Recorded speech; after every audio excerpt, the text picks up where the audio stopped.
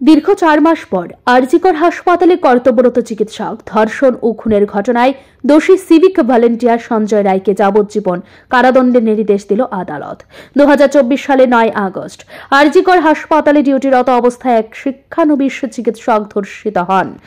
এরপর ওই ঘটনার পর থেকে দেশজুড়ে প্রতিবাদ আন্দোলন শুরু হয় এবং সারা দেশ বিশেষ করে ত্রিপুরায় রাত দখল কর্মসূচি পালিত হয়। এই ন্যাক্কারজনক ঘটনার প্রতিবাদে শিক্ষানবিশ চিকিৎসকেরা আরজিকর হাসপাতালের সামনে ধর্নায় বসেছিলেন।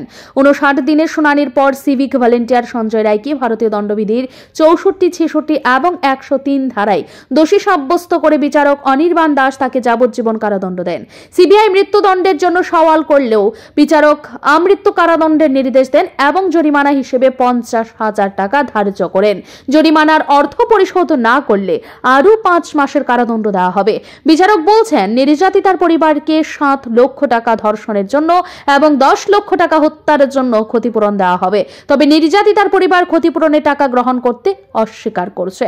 রায় ঘোষণার পর মুখ্যমন্ত্রী মমতা বন্দ্যোপাধ্যায় তার প্রতিক্রিয়ায় জানান, অভিযুক্তের ফাঁসি চেয়েছিলাম, তবে অভিযুক্ত সঞ্জয় রায় শুরু থেকেই দাবি করেছেন তাকে ফাঁসানো হয়েছে এবং সমস্ত তথ্য প্রমাণ নষ্ট করা হয়েছে।